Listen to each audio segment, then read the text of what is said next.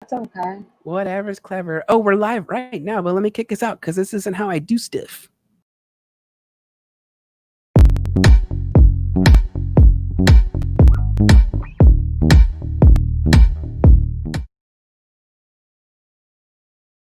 And we're in. Hello, my Facebook friends, clients, and the like. So, listen, there was, as you know, well, first of all, let me introduce myself. My name is Jonathan Bengal, and I am the most amazing, I think, anyways, fabulous host of Naked Tax Talk, where we come together and we bear down and get naked and we bear down to the naked truth about your tax life. And we do this by having an open conversation about your personal lives, your business lives, and of course, your money lives. And one other thing, I get asked this question all the time. Why do you show up on your show naked? And the reason for that is, babies, this is where we come to cultivate courage. And being naked in front of all of you is one way in which I embrace and I show my courage to the world. So yesterday, just a real recap. Yesterday, I talked about the road less traveled, and Hemingway said this in one of his most now famous poems about two roads diverge. One is the one that's always been traveled, and one is the one that is less traveled. And what we discovered yesterday is that the road that is often less traveled, even though it's more difficult to walk through, it also has the greatest amount of rewards. And when you are an entrepreneur, those rewards of being an entrepreneur means more money, less taxes in your wallet, especially for playing within the rules correctly. So I did mention that I was going to bring on a guest for Thursday, and that was supposed to be Glori Alley. And unfortunately, I wasn't feeling well yesterday. Yes, believe it, I was not feeling well yesterday. So I ended up sleeping all day, which I later learned from many of my friends that that's our body's natural way of saying, yo, yo, yo.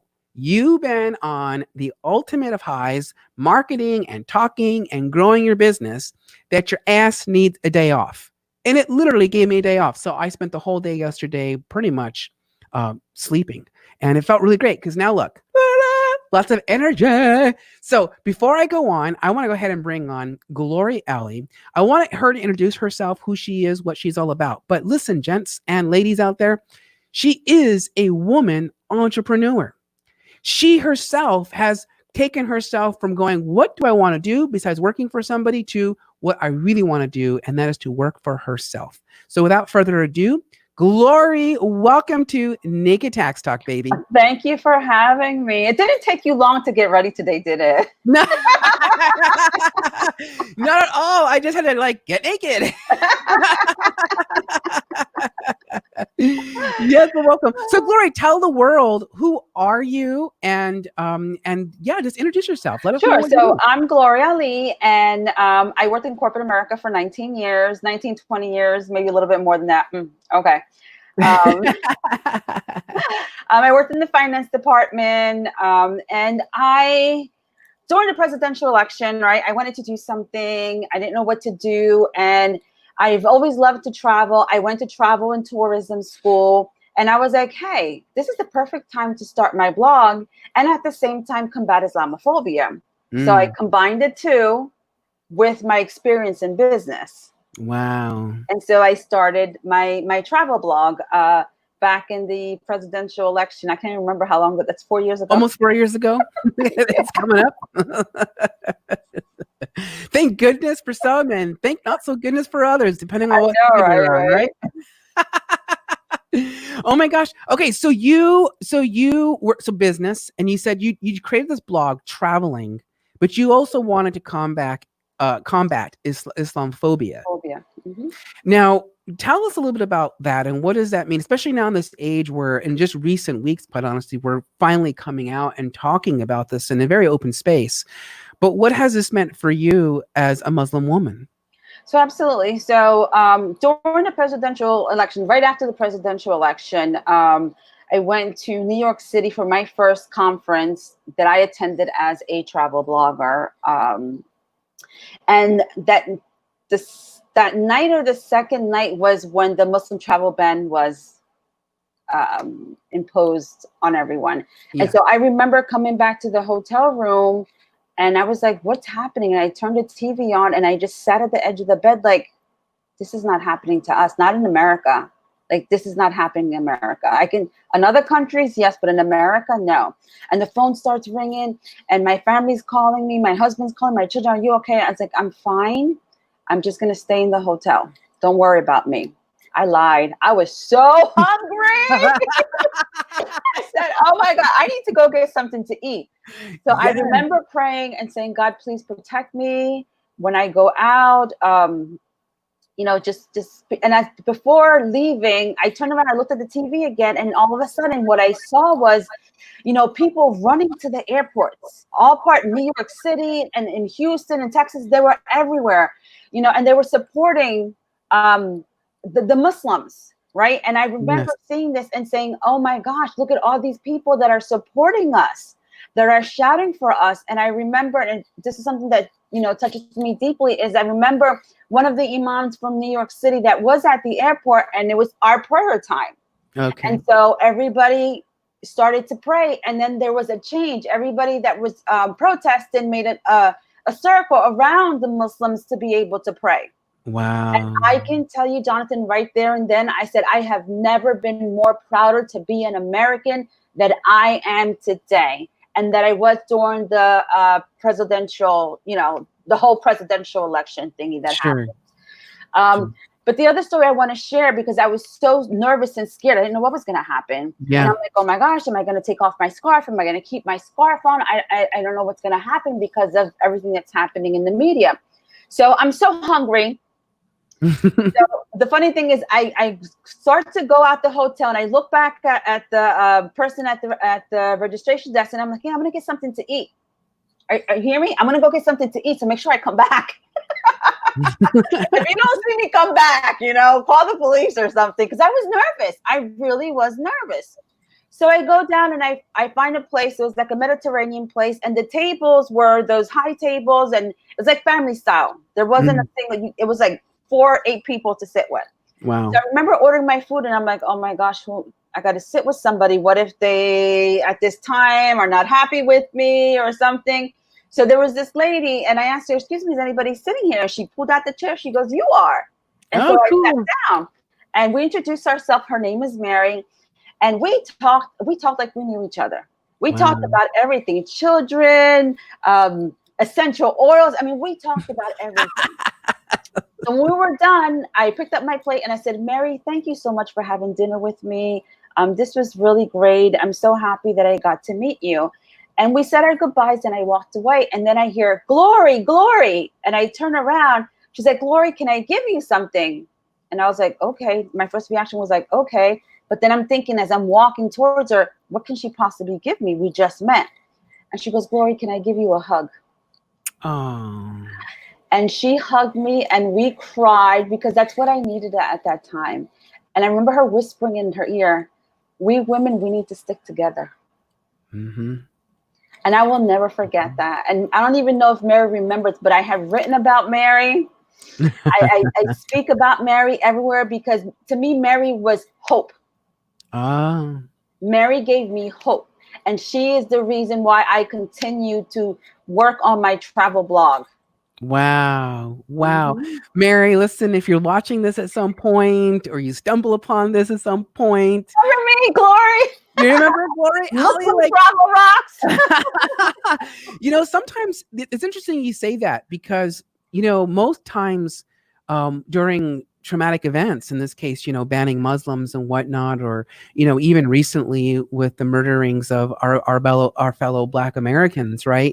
Like, all of this kind of helps us to remember that every single one of us is leaving an impact with everybody we're interacting with. And sometimes we don't even know this. Mm-hmm. We're completely clueless to this.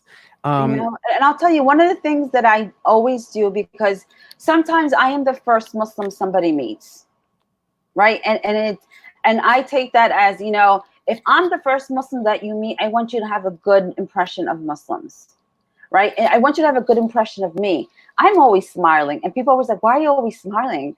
And I'm like, well, for one, smiling in Islam is an act of charity. So I'm doing my act of charity, which I am smiling. But smiling will make other people smile back at me, and that's their act of charity as well, right? So, Yeah. but I'm always conscious. I always have to be conscious when I travel that I may be the first Muslim that this person meets, and I have to make sure that they leave with a good impression. Yeah. I mean, that's, I Jonathan, mean, every time I talk to you, my scarf just wants it's my start. It's my sexiness. It's like, ooh, let me right. It wants to see. start coming off. You know, can I be very naked with you, Absolutely, and ask you some questions? absolutely. Because I mean, my whole, I think where I come from, I know I come from a place of trying to understand. And again, it comes from someone like me who's been spending my whole life trying to explain to others, who I am and what I'm about and everything. Now, were you raised and born as a Muslim, or did you marry into it, or give me a little bit about this? So I'll give you some background. So I am 100% Puerto Rican. Órale. Wepa. Okay, papi. 100% Puerto Rican. I was born and raised in New Jersey. My parents came from Puerto Rico, and I was in ESL classes until third grade because I spoke no English because my parents only spoke Spanish. Mhm. So with my family, they work hard. My dad worked at a car wash. I mean, he worked at a pizza place until he was able to get his own business. So he became an entrepreneur. Ah. And I remember by the time I was 14, I was doing payroll for my dad's employees, Oh, wow. right? And so besides that's how I got into the financial industry, right, in business, because Yeah. that I was doing payroll at the time. Yeah.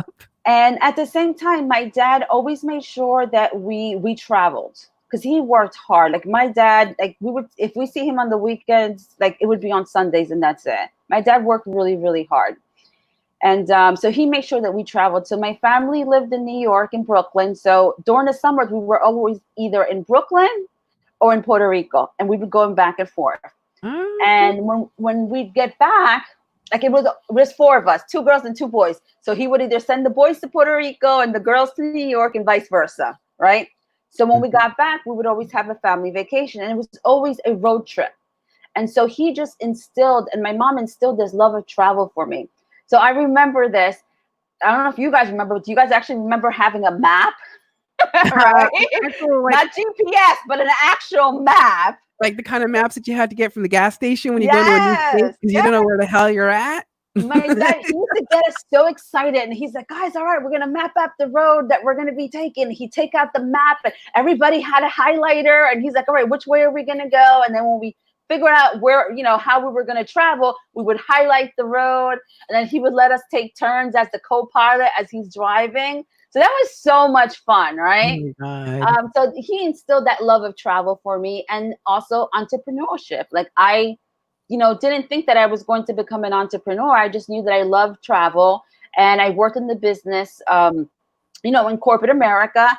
And when I started the travel blog, I'm like, wait a second, this isn't a hobby. This is a business. Good point. Tax tip. This is new for us, like right now. Tax tip. And just the tip only, people. But Ali, you said an amazing line just now. And you said, this is not just a hobby, it's a business. Business. You're right. Because let's be real now. Anybody and everybody can wake up and you go, I'm going to go do something with my life. And at Mhm. this point now, you're making two decisions. Do I do it with the purpose of making money, called a profit? Or do I Mhm. do this for the purpose of fulfilling my life's purpose? And maybe making money isn't the objective. Okay. Right. Yeah. So here's its key.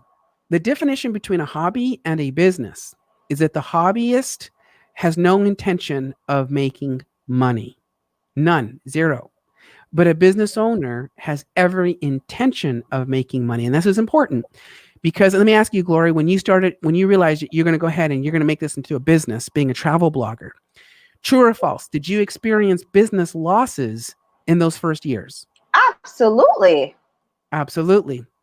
And so as a matter of fact, those losses were actually were allowed to be used against and offset their income on your personal tax return. Now, I'm assuming here that you were a sole proprietor and you didn't start out Correct. being a corporation or anything like that, right? Correct. So now these losses from your business offsets all this other income that's being generated by your entire life. Mhm. So versus the hobbyist, sad news for you hobbyists out there. You're not intending to make money. And so unfortunately, Uncle Sam goes, that's a hobby, and there's not much you can do for that. Plain and simple. Which you have to be careful, as Uncle Sam can come back, though, to someone who has a lot of losses year after year after year after year, and then applies something called a test. It applies what we call a material participation test. So, Ali, let me ask you this question. And hopefully the answer is going to be... Can we just go back to Glori? Because I get gendered, discriminated all the time. It's not Ali, it's Glori. Glori. Wait, can I call you Ali? You keep calling me Ali, but you're not the only person. It happens to me all the time. I'm like, oh my God, people get me gendered. I get gender discrimination all the time. you know what it's... Well, I'll tell you, I see a this is woman about to come off. Let me just tell you that. Job. Like, oh my God. The bomb. No. You know what it is? Let me tell you what it is. Are you ready? My bad. My fallacy. Ready? So Glori, because your name's right there, duh. Glori Ali, right? But I think what happens is the brain associates word glory with the word glory, right? Like the verb or the noun or something like this, but doesn't associate with a name. I think that's what's happening. Subconsciously, I'm skipping the whole glory and going straight to the last name. And I get it all the time. Because it's like, it's not Gloria, it's Glori. Glori, right? So I gotta remember that though. Okay, that's it. I'm gonna tell you a story real quick. Okay, so my full name in Spanish is Glori V. I went to Catholic school, right? So my family, I came from a Catholic family. So I went to Catholic school. And every time we had to say glory be to the Father, to the Son, and to the Holy Spirit, the whole class would turn around and smile, right? Or, Hail Mary, full of grace, the Lord. I was like, oh my God, every single time. I'm like, okay. But nobody knew how to pronounce my name. When I was younger, nobody could say Glori V. And so they would just shorten. They're like, can I just call you Glori? And I'm like, yeah, because it's part of my name. I just spell it with a Y instead of an I. So that's how I became Glori. And it's so easier. Glori Ali. Yeah. Well, it honestly rolls off the tongue so easily. It really does. I mean, it's a beautiful name altogether. It just rolls off the tongue. Glori Ali. And I apologize again. Like, it's okay. Everybody does it. Like, I'm not going to Glori. I'm going to make a conscious effort now. Boop, boop. Conscious effort. Okay, wait, hold on. So I was just saying, like, so now you spend at least 750 hours a year in your business, your travel blog? Yes. Oh my gosh. So tell me all the different things that you do in your travel blog. All right, so I travel to different destinations because I'm featuring America as a Muslim-friendly destination. That is my main goal. So a lot of people overseas during the whole presidential thing and the Muslim travel ban were like, "Oh, we're not going to go to America. They're not a friendly place." And I'm like, "No, don't listen to the news. It's very friendly here." Well, where am I? There's no mosque. I can't pray. And I was like, "Oh, we have plenty of mosques. Let me show you where." And they're like, "Well, what am I supposed to eat?" Because a lot of Muslims only eat halal, which is permissible food. Okay. And some Muslims don't. They just eat everything except pork. Same thing as kosher, right? You have kosher food and then whatever. So we can eat kosher food as well. So I'm like, all right, so I'll go to Philadelphia and I'll feature Philadelphia. These are all the sites. This is everything, all the little golden nuggets and the little places you can go to. But guess what? These are the mosques that you can go to around these locations to pray. Oh, wow. And there's a halal cart on this street and there's a halal restaurant on that street. You know, so that's what people want to know. And so in Philadelphia, there's this place called Redding's. Oh my gosh, what is it called? The Redding Center, Redding. Oh my God, now I can't even remember. It's a huge place. The Redding Terminal, because it was a train station. The Redding Terminal, right? Okay. And it's massive, and you have vendors and people selling food, and you have butchers in there, and you have people selling essential oils, and there's just food everywhere. Nobody knew that there's 2 halal restaurants in there. Oh my good. So really, you're like a gym. You're like a little gym finder for Muslims that come to visit us. Exactly. That's interesting. So now, but how do we go from? Now we understand why you became a travel agent, because your father was like, you got to do this, right? Like he inspired you. Where do we go from being like a Catholic, so to speak, into finding yourself into your Muslim faith?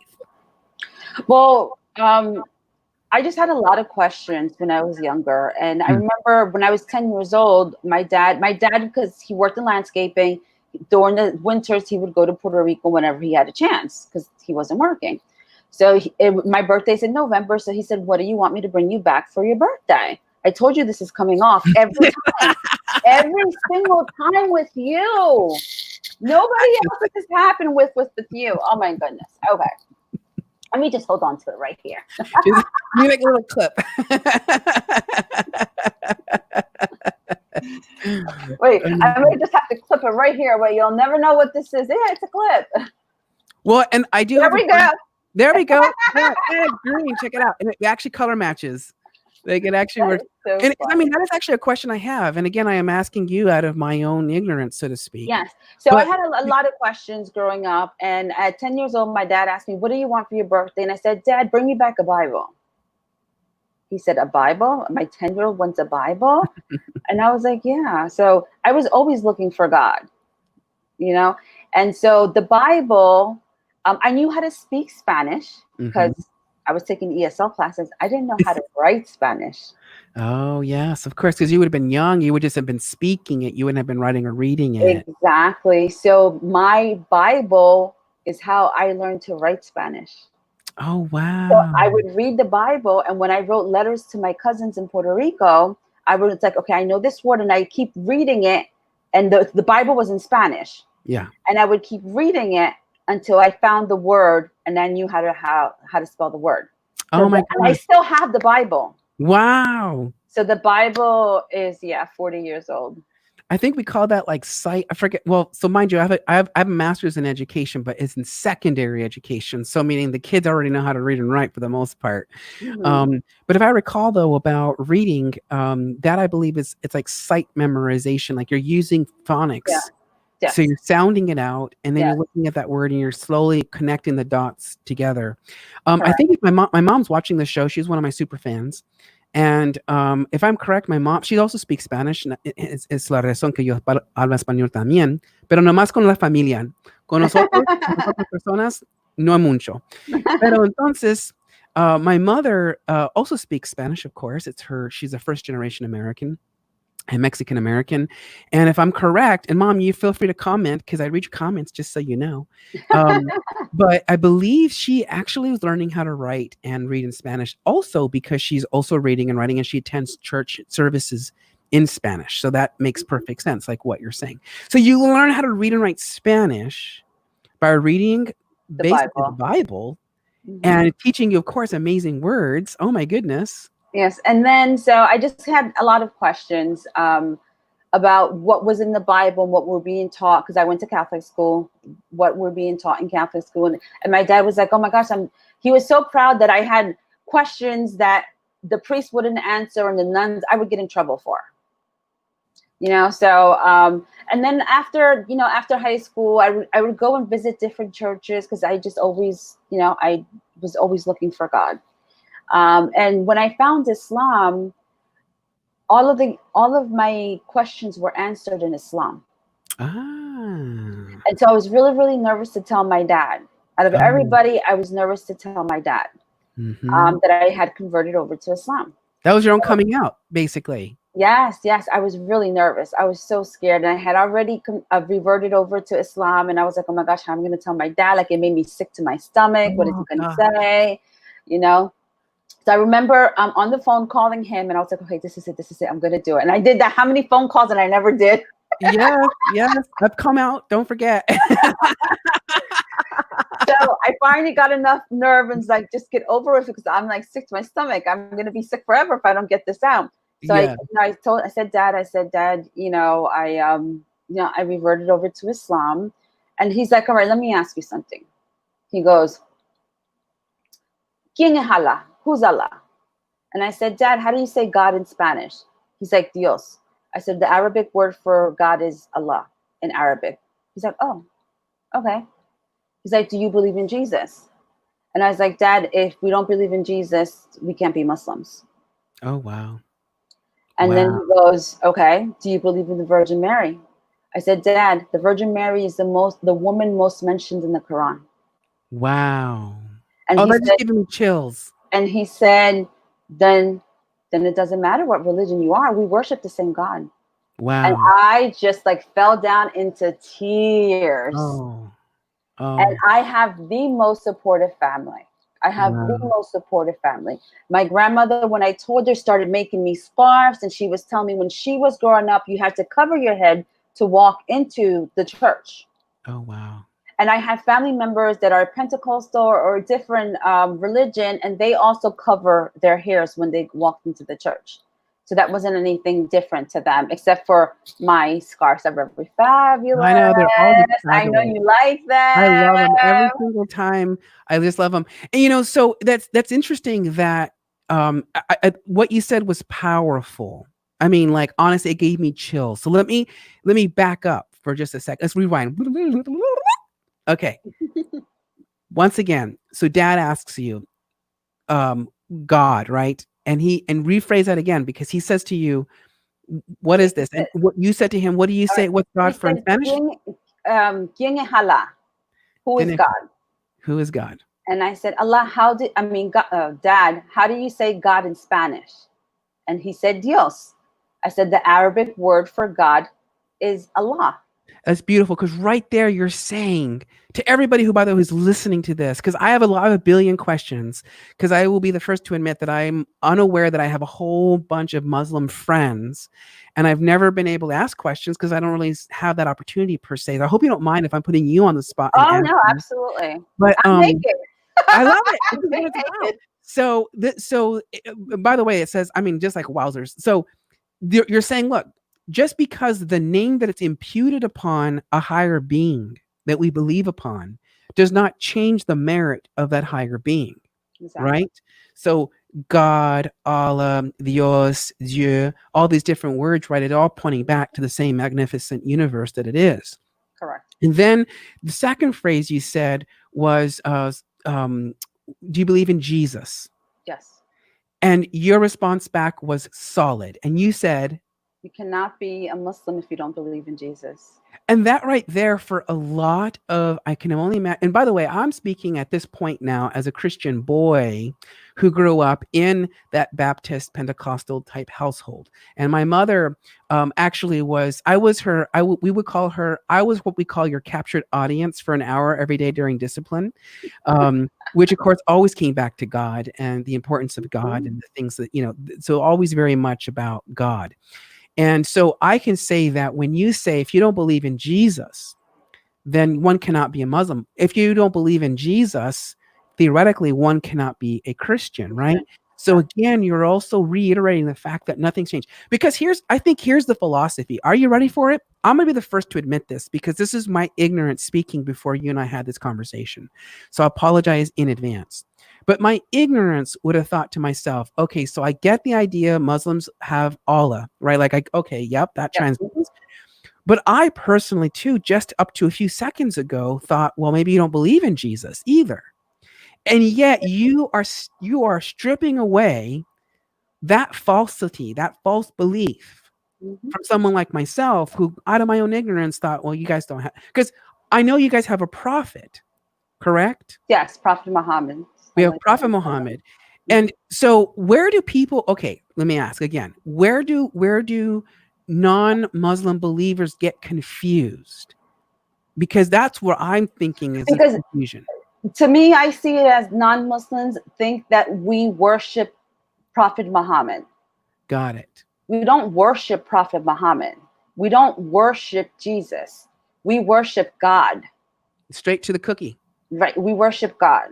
Yeah. Right. When we make our prayers and our supplications, we're supplicating to God. Okay. Right. Jesus, for us, Jesus is born a miracle of Mary. Right.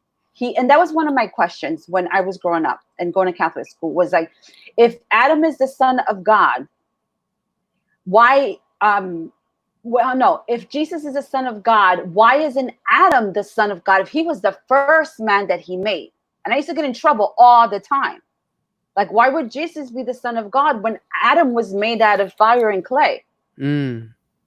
Right? So I would, get yelled at. I'll just, Glori, sit down, Glori, sit down, shut up, blah, blah, blah, whatever. I get in trouble all the time, right? So I could never understand that, but that, that was me. I forgot what the question was already. Well, because we're talking about believing in Jesus and how that statement and then the prophet. So then, so for us, Jesus, the end of Judgment Day, will be when Jesus comes back down. Got it. So Right? in a way, you still have to have that. You still have to have that core belief Yes. in Jesus. Yes. So Prophet Muhammad came after Jesus because you had, Salman Mazur, you had so many people that were just going back to worshiping idols and not following, Moses, and not following any of our prophets. So the Quran isn't in chronological order like the Bible is, chronological order from the beginning of time until The end. after the Yeah. end, right? The Quran is reiterating everything that was said in the Bible, in the Wow. time of Moses, in the time of Abraham. It goes back to all of that. And one of the holidays that we celebrate is for Ramadan, for Eid al-Adha, for Ramadan. That is the time when they sacrifice when he was going to sacrifice his son, but God told him to sacrifice the goat. I think it was. Yeah, or the goat. Yeah. Yeah, the goat instead. Yes. That's what we celebrate. That is the end of Ramadan. That is our celebration. Because you're saving a life, basically. You're not Exactly. killing an innocent life, so to speak. Other than, Yeah. if I may go a step. We have more similarities in Christianity, Judaism, and Islamic. The three of them are a lot of similarities. And if I may, so I actually am a practicing Buddhist. Like, I'm a total Buddhist, and for who I am and my core of who I am now. And that's not to say that like anything other than about my Christian faith, other than I reconciled my two faiths together. Basically, my Christian faith that I was brought up as a child, which unfortunately is what rejects me for being a gay boy. So of course, here I was chasing, like you in many ways, this answer to this higher power. And for me, what would come down my pipeline at the age of 30 was Buddhism. That's what would create for me, finally give me peace in my spirituality, right? Because we can have all the money in the world, which we're all trying to obtain, let's be real. We can have, our families and our children and our homes, and we can have all these other things and feed all these other assets of who we are. But there's also this thing about our spiritual selves, regardless of one's spiritual belief, right? There's still some degree of spirituality, whether it's I believe or I don't believe. It's still a spirituality. Correct. So in Buddhism, what's fascinating about this is, because it totally makes sense to me. So which was basically this, which is, you're saying the Bible is here, and Prophet Muhammad, am I correct? So Prophet Muhammad came along, saw the Bible, if I may, and then essentially kind of gave a commentary to the Bible. Like, here's some additional stuff or something to this effect. Not like a commentary. It goes back to, this is what was said. You forgot everything that was taught to you, and you go back to everything. So it's not chronological order from the beginning of time. No, it's like starting. Okay, let's go back and let's remember, because everything, we're tribal people, and everything was told in stories. Yes. So the Quran was memorized. We memorized the Quran. I taught Islamic school for kindergarten students. Oh, wow. And we memorize. Oh, wow. Right. So it's memorization, and I can recite what you're doing really is your prayers, is you're reciting the Quran. Now, I don't know the whole Quran. I haven't memorized the whole Quran, but we teach it to our children, and it's memorization. Yes. That's so interesting. Because again, like I was saying, because in Buddhism, you've got so you have the teaching of Buddha Shakyamuni, right? So it's our modern Buddha who comes in 2300 and becomes the enlightened being to teach us that we can all become enlightened as well. And what's fascinating about that is that the Venerable Geshe, who I follow, is Venerable Geshe, one of the monks, a Tibetan monk.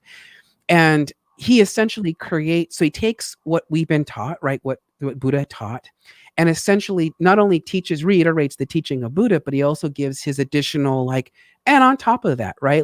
Yes.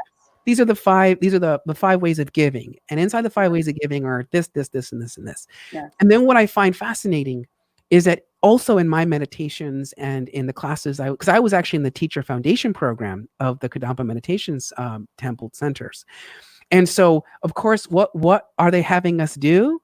memorize. Yeah. Like we had to memorize all. Like basically, you're taking all these books Yeah. and having to memorize them, or better yet, the mantras, or in Mhm. this case, the prayers, so that you wouldn't have to be dependent on something physical. In my opinion, anyways. Exactly. So you could be at anywhere, at any place, just like with prayers, right? I could be in Anytime, the anywhere. hospital many times. I've had my surgery. I can close my eyes and do my prayers with my eyes. Yes. That's how merciful Allah is. See, that's a beautiful gift. And it's more interesting too, because so when I reconciled my Christian faith to my Buddhist faith, my practice, I was on the Camino de Santiago a year now, back in 13, around this time actually. And I remember screaming from the top of my lungs, first at God. And I was going, fuck you, God, like, fuck you. And, oh, you made this body weak. And, because at this time now, it's been like 3 weeks of walking. My knees are like the size of mushroom caps. My ankles are swollen like watermelons. Like it was pain up to the wazuzuzus. And so I was blaming everything on God first, like, and then a few steps, I started blaming everything on Buddha too. And I was like, fuck you, for why I'm in pain, why I'm in pain. I'm in pain because I've been walking for 2.5, 3 weeks now. Because in Buddhism, we say that pain arises as a result of our karmic experience in that moment. Because pain can either be pleasure for some, and it can be pain for others, right? So Absolutely. it's what we call karmic dependent. It's dependent upon that karma as it's ripening. Well, I didn't want to believe that because my ass had been walking for 3 weeks. That's why I was in a lot of pain, right? So I was like, screw you and your reasoning. And so I continued to walk. I remember there was tall wheat grass growing, and I got to all of a sudden, like my analytical brain, this is the accountant in me, kicked in and remembered Einstein's relationship of energy, right? You can't create it, you can't destroy it. It can be morphed, it can be changed. Then I thought, wow, I love that idea. And then I started thinking to myself, well, in Christians, we believe in, of course, this Heavenly Father is so bright. In fact, the book of Matthew talks about the God being so bright that you can't see him. And if you do, one can possibly perish, and so on and so forth. And then I thought about Buddhism. And when they say that when Buddhas emanate in the spiritual realm, so to speak, they're always bright eminence of light, right? They're always light and they're bright. And so I thought to myself, oh my gosh, then my third thought process was this. In Buddhism, I was taught through meditation that because Buddhas translates into enlightened teachers, so our job is enlightened teachers one day, is to come back and to teach others the process, right? It's kind of like our priest, it's kind of like our priestesses, right? It's to come back and share this knowledge. So what was interesting about it is I started thinking about this one meditation, and that was that every single one of us, whatever turmoils we are going through in our current moment in our life, angels will appear to us, right? Buddhas appear to us. Other entities, varieties appear to us in that moment to help us deal with what we're dealing with. And so when I started really thinking about that and thinking about all the thing I just mentioned about the energy and God and my Buddhist philosophy and stuff, that's when it hit me and I had an aha moment. And the aha moment, it was bright as the light because the sun actually was looking down at me, honestly. And that was this, that every religion in the world has been designed and created for every unique person on this planet. And it was in that moment when I let go of me trying to fit my Buddhist faith into my Catholic faith. And I want to ask you this question, by the way, as a follow-up one, because I was able to reconcile it and go, I'm okay. I'm at peace now, finally. And being a full practicing Buddhist and allowing that to be my spiritual path, because that's what came to my life in my need of time. So I ask you this, Glori, how did you get to a reconciliation stage in your life between your Christian faith and your Muslim faith, or do the two still kind of marry? I tell you, it's almost the same. I can pull up the Quran and the Bible, put it side to side, and I can show my parents, look, you see this? This is exactly what it says, and it's right here. This is exactly what it says. It's just not in chronological order, but it's the same thing. Yeah, some things change because, like in Islam, we don't believe that Jesus died on the cross. Jesus was the first man that God took straight into heaven. Gotcha. Right. So that's why we are going to wait for him to come down on the day of judgment. Gotcha. So to us, Jesus is not dead. Gotcha. All That's right. going to be the biggest crook in the road, so to speak. That's the split That's in a a way, split right right? there. Yes. There's a split Mhm. system there. Yeah. And I'm not Jewish, but I believe Jews also believe that God I think was. they're still waiting for the Messiah. If I I'm think not mistaken, I believe they're still waiting for the Messiah. I need to interview one of my Jewish friends because Yes, and we can they find can give me out. the answer to this. Actually, we Yeah, should do like a whole religious panel on here. right. Bring right because this is what makes us different, but it also what brings us together. And and I take a lot of my Islam into my business Yes. because in Islam, we're taught charity and every aspect of your life, charity. Even like I said, smiling is an act of charity, Yeah. right? Yes. So, and like you were saying, the more you make, the less, it's not the more you make, the more taxes I make. It's the more you make, less taxes I make. But the more I make, the more I can give. Yes. That's the whole purpose. Exactly. That's the whole You purpose. know? It's funny you say that. Now, what's an example where you've taken your Muslim faith and it's not like directly, like, you know what I mean? But like, what would be an indirect thing that it's impacted your business? Like in terms of applying those principles to your business. Well, I do a lot more charity. Okay. I'm more conscious of who I'm donating to because I want to make sure that they are using the money for the correct, for what I'm donating the money to. Yes. So, and one of the things, and I'll say, like with my family, my mother will come to volunteer with us every year. Like my mom and my friends are like, "Can I ask you something, Alicia? Why do you come? Why do you come and volunteer at the mosque?" And they're like, "Because I'm supporting my daughter and my children." I And love they're like, "You make us look so bad." So there's an event called the Day of Dignity. Okay. Right, and it's all throughout all of the United States. They do it in several places. I know it's done in Texas. It's done here in New Jersey. And my mom, she looks forward to this every day, every year, and she tells me all the time. She goes, "Yes, in Christianity they teach you to volunteer, to give, but." She goes, "I see this in such a different level because it's so important in Islam, and you're constantly teaching your children when they're young to volunteer, to give. Why do we fast during Ramadan?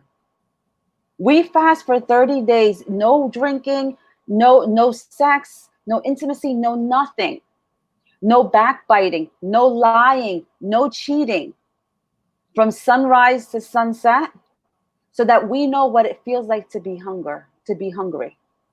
You're reminding yourself of the suffering. We're reminding ourselves of the suffering. And that's why we give and we give, and we especially give during that time of Ramadan. Because if you don't experience it, you're not going to know what it feels like. That's true. And that's interesting because again, as a Buddhist, we meditate on suffering, right? We meditate on death, we meditate on aging, sickness, you name it, we meditate on it. And not because it's morbid, but because it helps us to develop something very important, and that's the heart of compassion. Yes, And that's what you're talking about. exactly. You're saying, look, we give it all up so we can be reminded. Yeah. And when we pray, and another thing that just brought me to this, when we pray shoulder to shoulder. You can be shoulder to shoulder with the vice president of the country, of a Muslim country. You can be shoulder to shoulder with the king of the country. Everybody's equal. It's not like the king is going to go pray in front of the line and then the servant has to go all the way to the back. We're shoulder to shoulder. And in Islam, we're all equal. And Islam has been talking about equality and women's rights since very long time ago. So what's like the one misconception that you get as a Muslim woman and also as a Muslim business owner? So as a Muslim woman, because I wear a scarf, and not all Muslim women wear scarves, they decide what they want to do and they choose to wear a scarf. I've been wearing a scarf for 8 years now. And I choose to wear my scarf. And I've been thinking about it for a while before I chose to wear my scarf. But my mother was diagnosed with leukemia. Mm. And that's what I was like, what am I waiting for? Tomorrow's not promised to me. Let me make God happy. Mm-hmm. I want him to be happy before he takes me, that I have pleased him before he takes me. Right. So and one of the difference when you had asked me before about Christianity and Islam was like the tying. So in Islam, you give, I think it's like 2% to anybody. It's not just to the church. You can give your 2% to somebody who's on the street. You give 2% to somebody who's in your family who is in need. You give. It doesn't matter who you give it to. I don't have to give it to the church. I'm giving it to anybody. I love that. Yeah. And when we have to do that before Ramadan is over. Oh, wow. Mm-hmm. That just reminded me of when you said that. So what was the question again? Well, I mean, I was asking, like as a Muslim woman, like what's a misconception that you face? All right. So one of the misconceptions that I face a lot is that because I wear a scarf, I am what's that word that they use? Discriminated against? No, assumed to be. Oh my gosh. I am not that, and that's why I can't remember it. Repressed. Oppressed. There you go. Oppressed. Because I'm Muslim, I'm oppressed. And it's one of the reasons why I don't like to wear the black scarf, because they associate that with, oh my God, she is oppressed. No, I'm not oppressed. I chose to wear my scarf. I chose to please God and to please myself. And it's so funny because my mom, she'll be like, oh, there's a piece of hair sticking out. Oh, and she's Catholic. My grandmother, when she was alive, she'd be like, okay, already now, my children will be the same way. So, and it's fun. And I love that about my mom, because it's just like, whenever she says that, she's like fixing my hair when I'm out in public, I'm like, I am the luckiest person alive, because I have such a great family support. I have my uncle who's a deacon. I mean, it's just such a great support. And I absolutely just love my family. As a business owner, I would say that, one of the misconceptions that I get as a business owner is that, sometimes I'm a little bit outspoken, and they are like, whoa, hold on a second, because aren't you supposed to be oppressed? Aren't you supposed to be quiet? Mm-hmm. So sometimes I'll voice my opinion, and don't let me be mad, at the grocery store. And I'm like, hold up a second, let me tell you something. And my kids are like, oh no. When mom says, oh, just wait a second, all hell is gonna break loose. Just because I wear a scarf does not mean that I am holy. I am not holy. Yeah. I have feelings and emotions just like everybody else. Yeah. What's funny about that, because when you were saying that, what the image I was seeing was like a nun with the habits and the head, I'm not sure what we call this, but the headgear, so to speak. And and in many ways, because I was seeing this with you, like I was going, oh, I could totally see that, right, when the nun's wearing this. But then the thing that kind of came up to me too, though, was in a comment you made earlier. And you had said, when we pray, we all pray shoulder to shoulder as a symbolism of equality, right, for across the board. And I thought to myself just now, like, okay, that also may explain why, like nuns, for example, like the whole getup, the whole gear.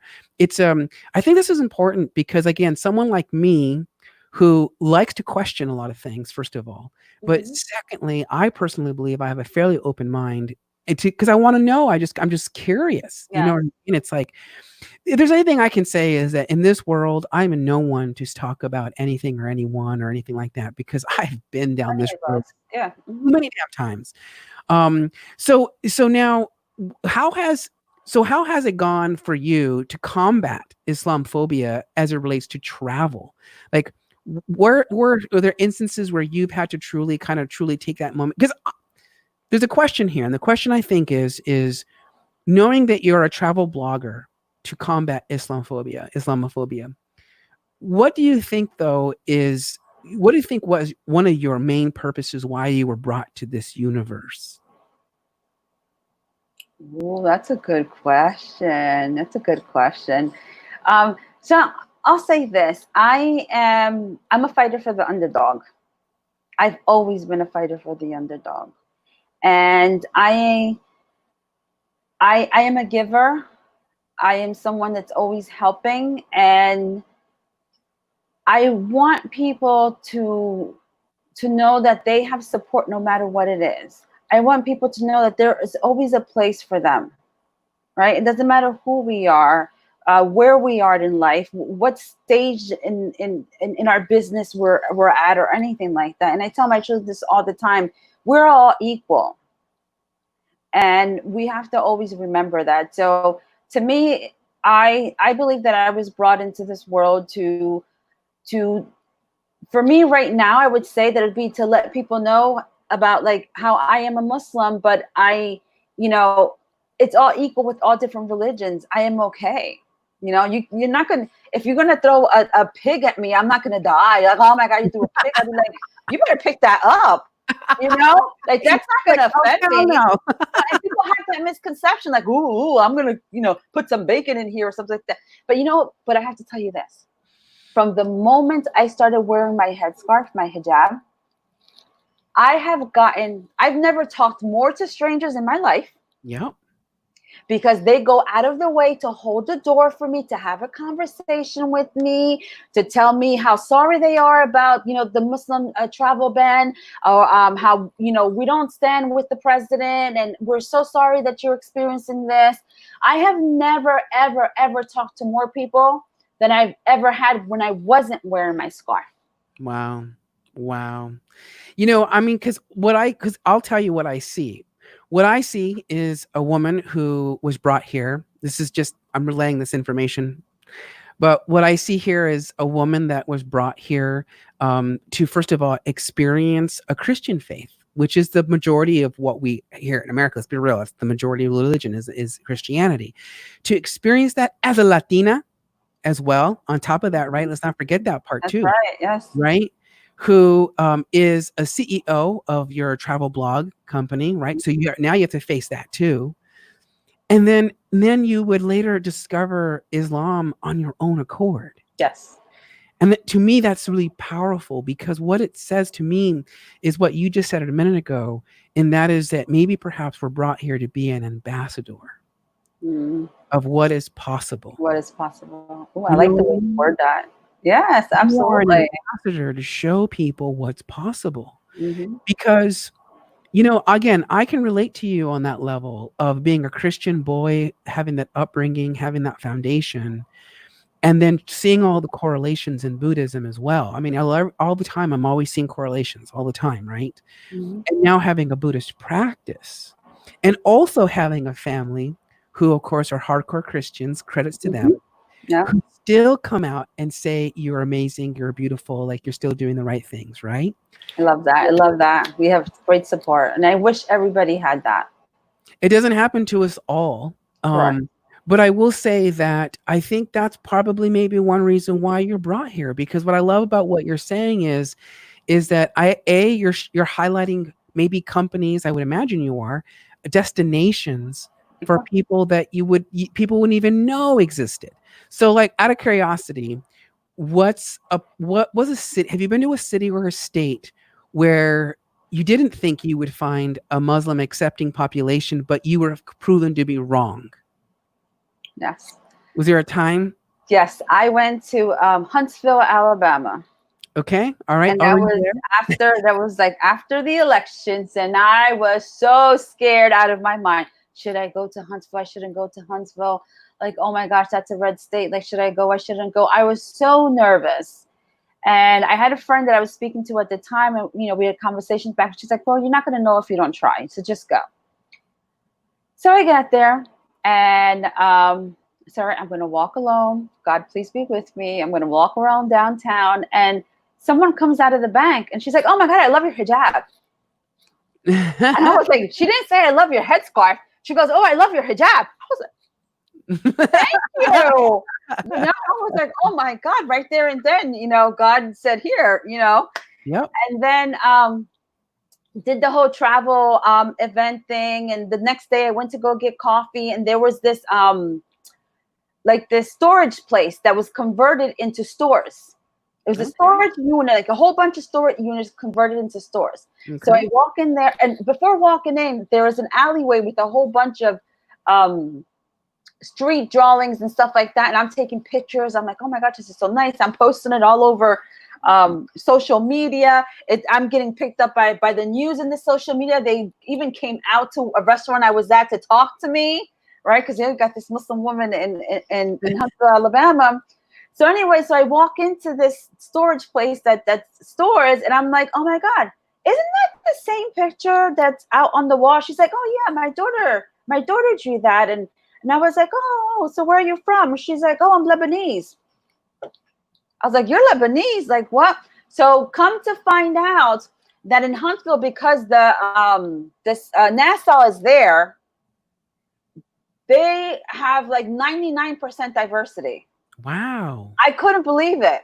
Wow. Of all places. Of all places, I was like, wait, what?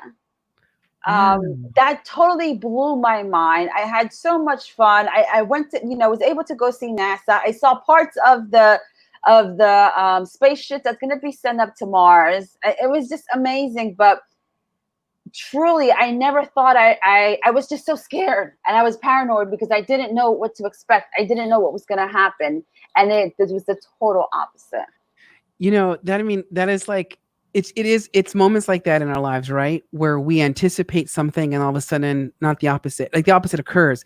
It's like my jacket. So some people have seen me in my gorgeous jacket that I wear on stage, which is how we met actually. Yes, exactly. And I didn't know you were naked, right? I'll never forget that ever. I had no idea you were naked. I was wearing my fabulous jacket and a pair of Speedos underneath it. That's how I show up on stage when I'm out in public. And it's like that.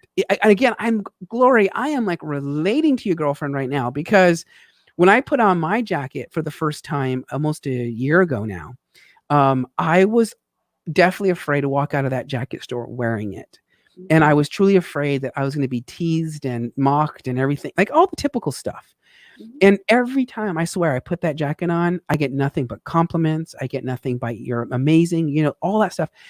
And I love that, because you're also saying that about your hijab as well. Like, you put it on, and instead of getting all of the negativity, you're getting all the positiveness, which leads me to my friend Davina, who always said, from the moment I met her, she would always say to me, every time that you hear a yes or you get an amen, that's how you know that you're actually on your path, your purpose, you're fulfilling it. That's beautiful.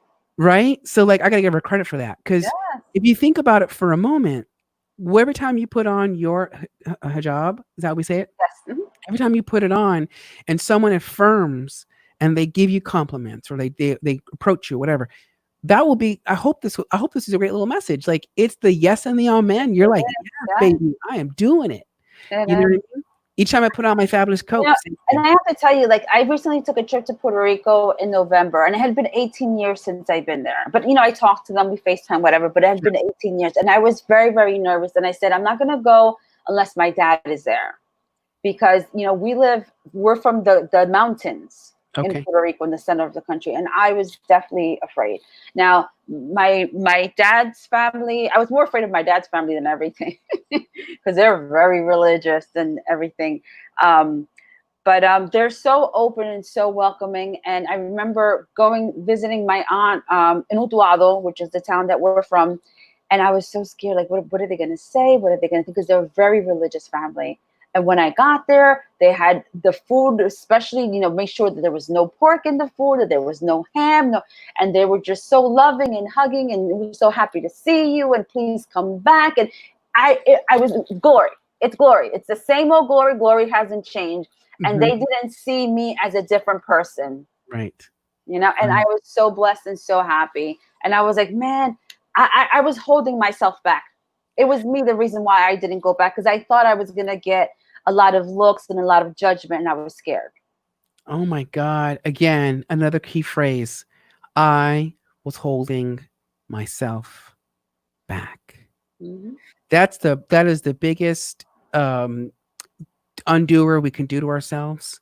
And I know, so right. It's that little, I call it that little voice that you hear that no one can hear but you. Mm-hmm. And that's that little voice who likes to talk shit. I know. I call him Drop Dead Fred. Yeah, that's the Drop Dead Fred. So when he's pissing me off, I'm like, Drop Dead Fred. Yeah, get out of here. Because that's the thing. Like, because I've had to let go of that one as well. And it's like, go over there somewhere. Like, you don't have room over here anymore for this amazingness. Don't have room for you no more. And what I have to, I'm always reminded, because all I have to do is look in the reflection. Like right here in my office, I have reflection. I got a mirror over there. All I have to do is see myself reflecting at myself, to remind myself that my soul is looking back at me, and it's my soul that loves me. It's my soul that thinks I am amazing, that I am beautiful. That look at my fabulous haircut, by the way. Don't you just love it?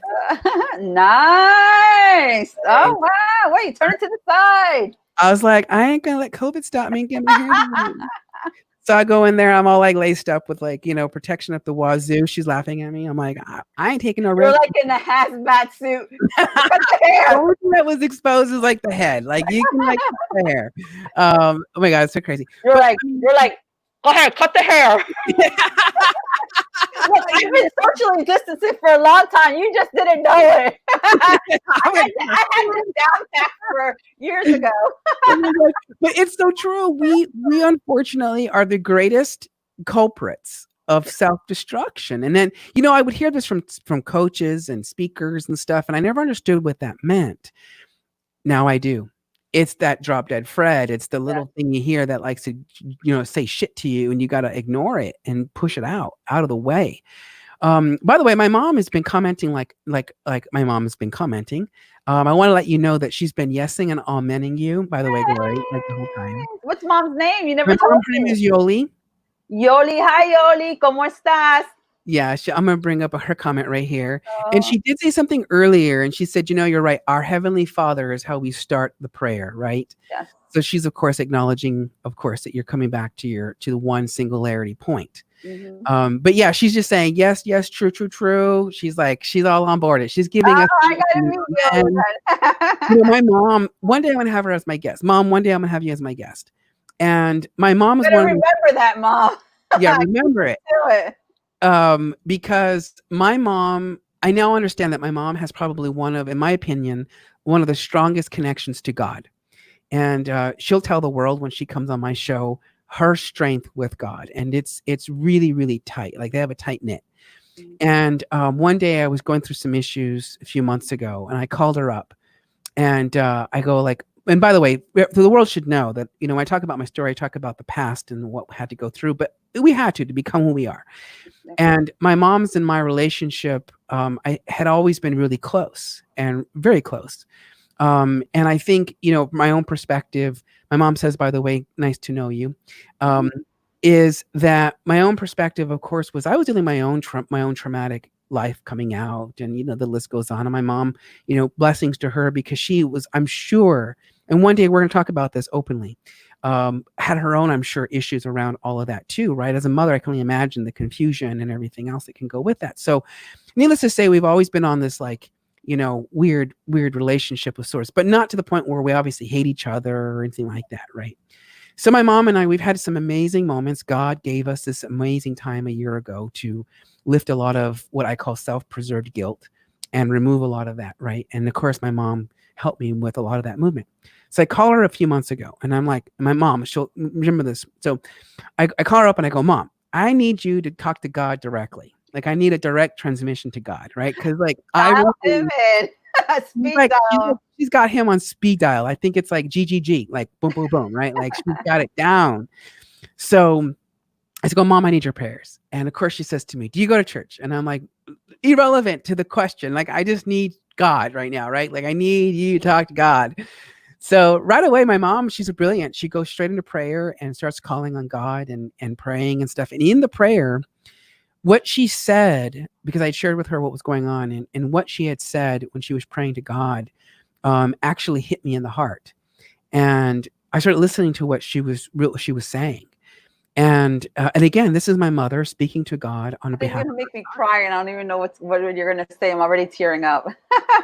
So when she's praying, she's praying for me, right? Of course, like watch over my son, take care of my son, Then she goes, and the situation that he's in with those people, also watch over them, also take care of them, also bring them peace, also bring them comfort, right? So not only did she like pray for me selfishly, because that's my intent originally, right? Was like, it's all about me, pray about me. She turned around and did something so beautiful and so magical, and that was to give that same blessing to those others that were involved too. I love your mom. I love it. Glori says she loves you. Oh my gosh, let me tell you something. I have never ever in my life prayed for a president. I have prayed for Trump because if we don't pray for him, he's going to just ruin us completely. That's, And I learned to pray for my doctors too. I never realized that I need to be praying for my doctors, to take care of me, because the doctors aren't God. And sometimes we think that they're God and they're not God. So yes, we need to be praying for the other people. Whenever you have a challenge or a situation that you're in, you don't know what that other person is going through. mm-hmm. So we do need to pray. And I love that your mom does that, because that's something that I did, something that my grandparents taught me, something my grandparents have always done as well. Yeah. It's interesting because when I became a Buddhist, one of our meditations, of course, is coming to our own conclusion that all life is precious, right? From the insects, the ghosts, the demigods, gods, you name it, it's all preciousness. And it in those meditations, I would later develop the heart of like really true wishing compassion. Like ultimate compassion is like, that's like level 20 billion on a Buddhist scale, in my opinion. You know what I mean? That's like right there, right next to God. It's like up there. Because the reality is, every time we wish someone forgiveness, or we wish somebody kindness, or we give, or we do any of these virtuous actions, sometimes it can be polluted by the delusion of the mind that says, like, what's in it for me, right? There's this delusion that kind of attaches it to that virtuous action, which makes us human. I mean, let's be real, right? Like, again, if we were truly 100% pure, there would be no purpose at this point, really. Let's be real, right? Yeah. So it gets attached. And I say that because, like, how we'll hear this word, I love you, but, right? I call that the conditional, right? I love you, but. That's so the condition gets attached to the virtuous action, it loses it all. Correct. It goes down a peg. Like, it's still right there. So I started developing this heart of compassion because what I started realizing is that one of our prayers that we say all the time when we've committed positive actions in our lifetime, even like in moments like this, like having a conversation with you in this peaceful moment, so to speak, being open-minded, et cetera, what you and I are in a Buddhist faith is that we're actually, two things are happening simultaneously. Well, at this one in, one out. The one in is that you and I together, we're developing positive karma, because we're not dissing each other. We're not saying negative crap, right? We're in this neutral zone. So we're developing neutral karma. It's being preserved later for the karma bank. And then the second one is in the moment that karma is ripening, because karma always ripens every second, right? It's always something new. And so what we can rejoice in is that our collective karma in this exact moment is allowing us to experience one another. Yeah. And it doesn't have to be joyous and oh la la, fantastically festivities behind it. And it doesn't have to be terrible and we're bitching at each other, right? Like, it's just this space. So one hand, you've got karma that's being built, and you've got karma that's simultaneously ripening based on that karmic experience. So in Buddhism, what we say is that once we acknowledge and we become aware of the karma, so in this case, like the fact that you and I are having a really good karmic experience, and I'd argue that because we're not arguing, right? We're like, So what this means now is that we have to preserve the karma that's being built, because you and I could agree on this, I think, that anger destroys everything we've built. Correct. Anger, in a flash of a tube, it destroys anything from the things that we talk about, the way we say, the way we show up, right? Anger destroys it. So it does as well destroy that positive karma you built. So we do this by dedicating our experience to all living beings, so that they may continue to be happy, be free from their suffering, and never separated from that happiness. And that's what keeps me in alignment with having compassion for everybody. It was that prayer. And it's kind of like what you and my mom both, right, are saying, which essentially is that you're praying for everybody, including the people that we may not wish sometimes to be the people that they are. And I love how you put it, Glori, because, when you talk about the orange Cheeto, it's basically saying, like, I'm praying for the guy, not because I want him to be the orange Cheeto that he is. I'm praying for him, believe it or not, for the benefit of us all. Of us all. Right? So that he continues, hopefully, to do the things that are in alignment with who we are. It's the same thing. It's your giving. You're giving your blessings. You're giving your prayers, even to the person that's perceived to be an asshole. Mm-hmm. Even though we can say that our perception of who he is truly just that, our perception. Correct. Because someone loves him. But there's, of course, yeah. But we have to pray for all of us, for humanity, for all of us here. You know, do. It's not at that moment. It's not just me. It's not just about me. It's about my grandchildren. It's about my great grandchildren. You know, down the line, what's going to happen to them? Exactly. So with that, I mean, we're kind of, I hold these things about an hour. We're about 10. I know. I've been having a great conversation with you. So, Glori, how do we connect with you? Do we have an email address, or how do we get a hold of you? You have a website? Oh, and you call God, and you said, right, a connection right there. Oh. So you can connect with me at Muslim Travel Rocks, and that's ROCKS because Muslim Travel Rocks. And you can also on Facebook. It's Muslim Travel Rocks on Facebook as well, and just Glori Ali. You can. Did I spell that Muslim Travel? Muslim Travel Rocks correctly. Yep, you got it. So that's where you can go to check out more about you, read your blogs. If maybe perhaps you are, I would say, a Muslim ally, I guess is a good way of putting it, and you're out there in the travel industry in the world, got hotels, restaurants, you name it. I'm sure Glori would love to know about that, so she may come visit you and send people your way, right? Yeah, my goal is to educate the travel industry about Muslim travel, because let me tell you something really quick. Muslims are spending over $220 million on travel. Wow. Wait, no, billion. I rephrase that. $1 billion on travel. That was like 2018. Wow. It's estimated that in 2020, and I don't know what happened now because of COVID, $300 billion in travel.